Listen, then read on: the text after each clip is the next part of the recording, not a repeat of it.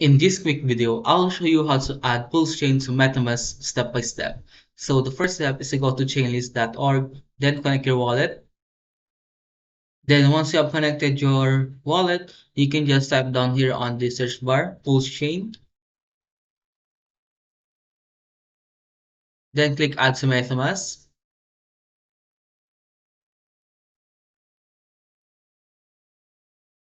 So if you don't have a MetaMask wallet yet, you can just create a MetaMask wallet. All you're gonna need to do is just type down your password and then save your seed phrase.